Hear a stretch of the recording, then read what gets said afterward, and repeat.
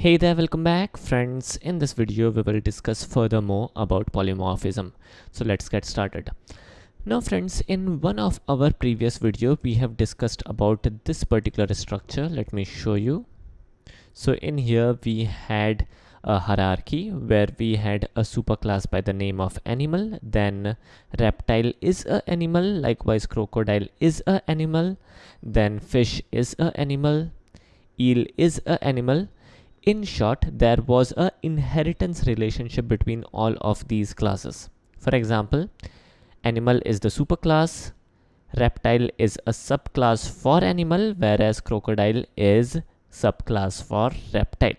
And in order to implement this program, we had created couple of classes like animal, then bird, then eagle, right? So for example, animal is a superclass, bird extends animal, and eagle extend bird. So there was a multi-level hierarchy when it comes to this program. Very simple, easy to understand. But now when it comes to main method, let me show you. Using the main method, we were displaying the information. For example, first of all, we have created a animal object, then reptile object, then crocodile object. Likewise, we have created a eel object, and finally a eagle object. So let us try to check the output one by one, and then we will discuss furthermore. So first of all, let me execute this. So we have a animal object, and here is the output. Cool enough, nice. Then if I uncheck this particular statement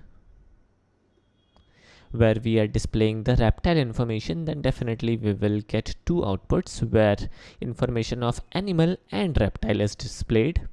Then we can also display croc related information. Here we go, crocodile object, then eel object, then eagle object.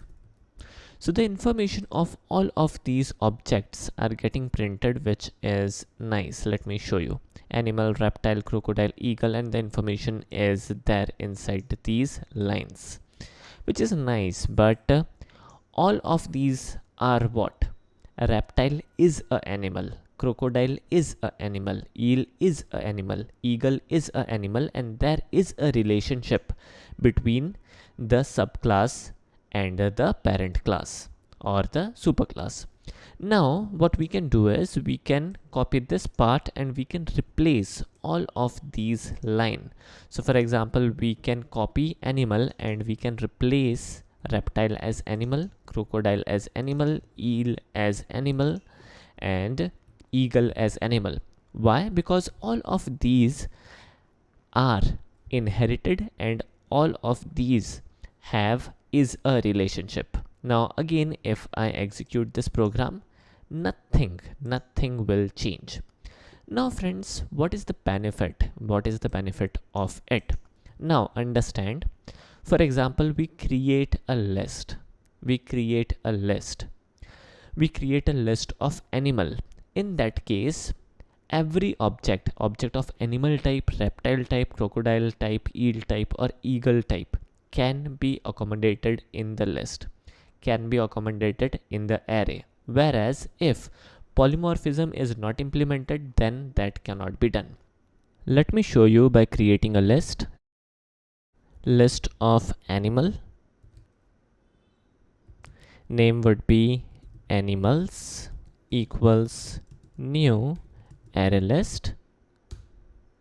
Alright, so this looks good to me. Let me add the required import. Alright, so this is good. Now this animals is what? This is nothing but a simple list. Let me get rid of the system.out.println statements. Let me format things a little. Alright, and now let us add the information inside this list. So it would be like animals. And in fact, we need to cut this part and bring it inside the method itself. All right, and it would be like animals dot add, And first of all, let me add animal. Let me copy this part. Let me add reptile. Let me repeat the process and add the rest of the objects. Here we go. Now let us quickly do one small little thing. Let us also add a method. This would be a public method. We will also mark it as static so that we can get easy access. Return type would be void and name would be list animals. That's it. And we will receive a object of animal type. In fact, a list of animal type. So it would be like list of animal and name would be animals. That's good. And this method will simply iterate over a list and it will display the information. Now friends, how to handle list, what exactly is list, how to handle array list, what are different type of collections is something which we will discuss later down the line in this master course. So that is something which will be covered later down the line. So in here we will make use of a for loop. So it would be like for animal colon animals. And now we can simply output the information which is there inside this animal object. So it would be like animal dot show info. Cool stuff, right? And we will now call in this list animal method inside the main method. Pretty standard stuff. So it would be like list animal, and that's it. In fact, now we will directly run this application and we should able to get a proper output, which is animal, reptile, crocodile, eel and eagle. Everything is working properly. Now there are like a couple of things which we will now discuss. Now friends, the reason why things are so simplified and so flexible is because of inheritance and polymorphism. Let me show you. For example, in here we have created a list of animal. Cool enough. And now we can convert the object to maybe reptile, crocodile, eagle or eel. Doesn't matter, because all of these entities are what? All of these entities are animals. So for example, in here I create an object of reptile. Again, our program should work and will work.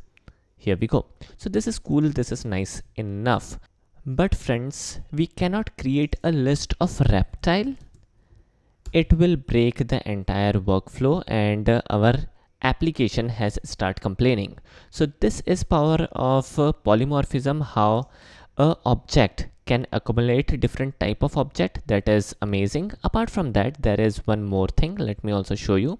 For example, inside this reptile class, let me open up the reptile class. For example, inside this reptile class, there is no show info method. Let me comment this out. In that case, polymorphism will create a yet another magic. For example, in here, we create a object of reptile class, but show info method is not available. Then what happens? Let me show you what happens. In here, definitely we are getting a output, because now what happens is we are calling the version, the show info version method from the parent class, right? So this smart switching of a method is again very interesting, where smart switching is happened because of polymorphism. So these smart switching is also because of polymorphism, and moreover the ability of containing a different type of object inside a different type of object is because of polymorphism.